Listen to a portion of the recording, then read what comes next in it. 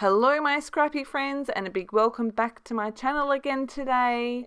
The first of the month means another new challenge for Scrap the Boys. We've got a fun sketch challenge this month. This is the page that I have created, and I have dipped into my Ellie Studio stash actually.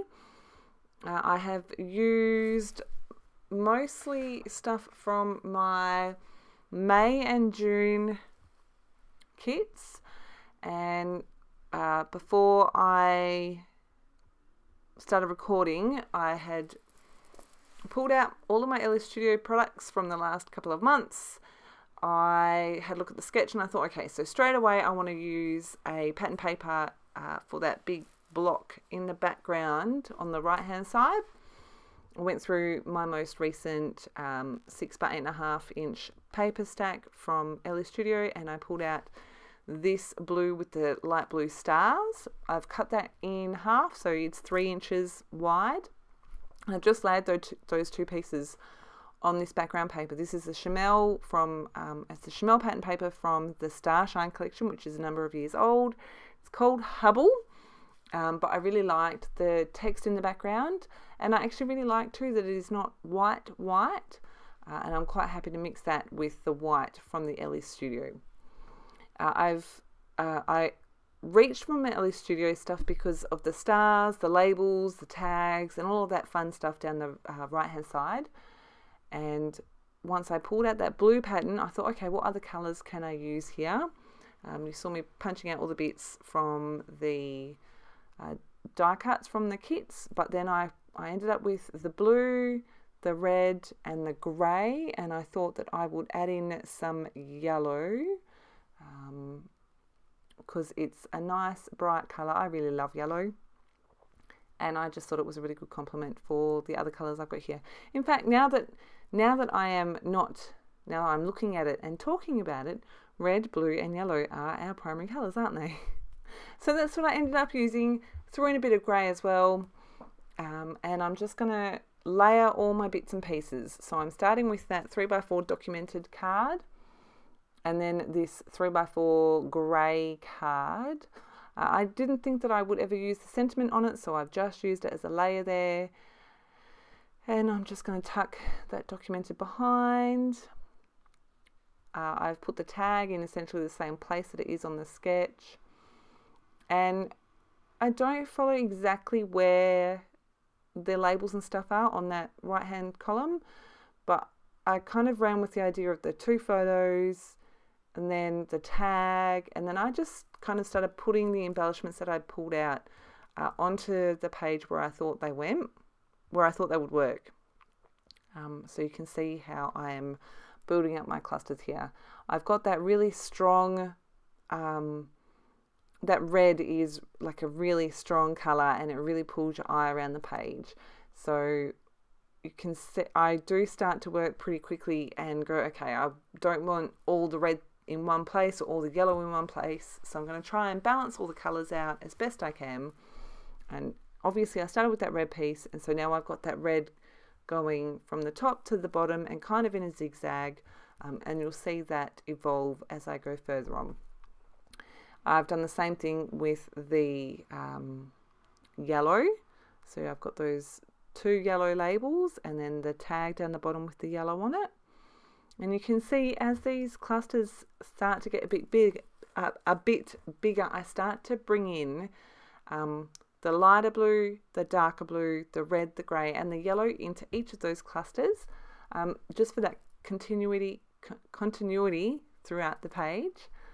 And I'm just, those pieces that I've popped out, the Ziploc bag that you saw me pull out is label sheets that I've had for ages, that I've just put them all together, and it's quite easy for me to go through then and find a particular colour or a saying or something that I want. Pretty happy with how that's looking, so I decided to start working on my title. I knew I wanted to use, so these are the glittery ones, again Chamel from the Go Now Go collection. It's called Let's Go, and I just used the word happy. Then I've got these black puffies from Pink Fresh Studio from a Case of the Blahs collection. I had no H is left, so I've used a Y. I'm just moving the word happy, so it just kind of nestles nicely into that gap there. And I'm like, okay, I'm going to add a bit more to this cluster. I'm going to start with this yellow label. We have so much fun. And I'm like, how can I bring my grey in? So I tried a couple of things, and then I remembered I had these little tile alphabets, also from Ellie's Studio. So I'm going to spell out the word cousins. I'll tell you a little bit about the photo. So that's my big guy, the biggest one in the photo.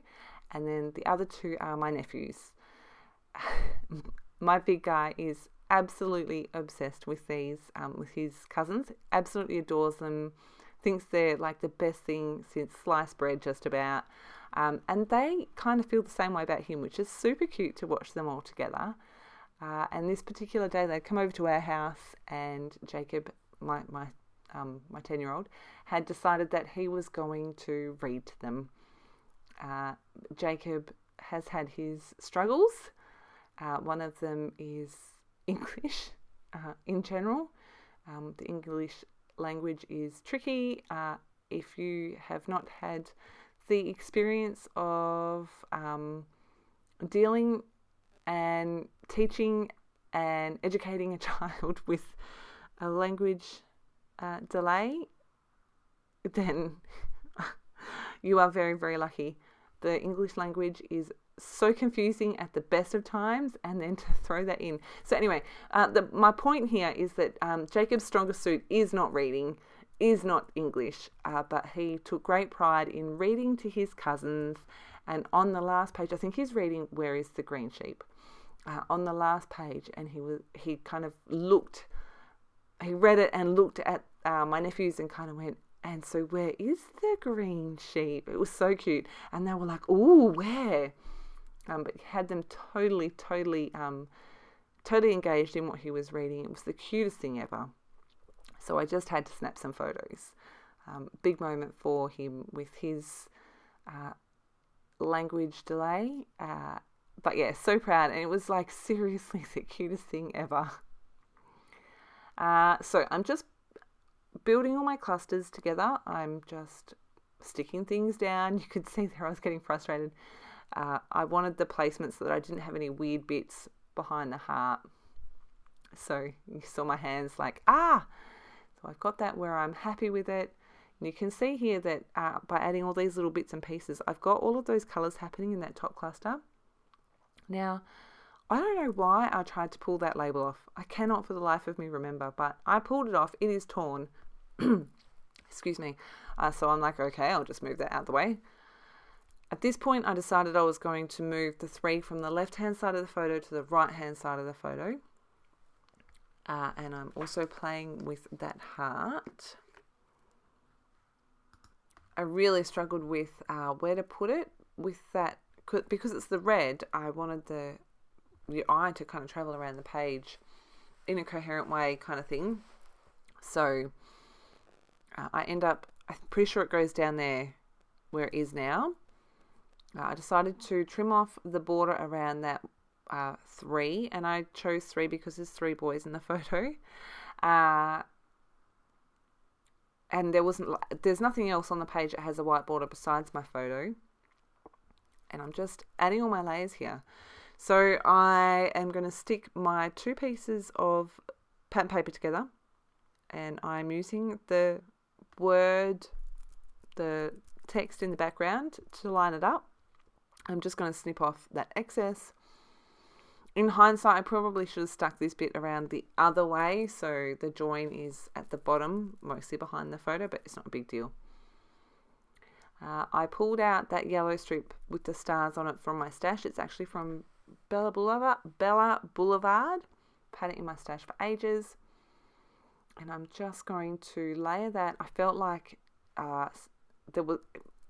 this side needed a little something, and I wasn't sure what it was.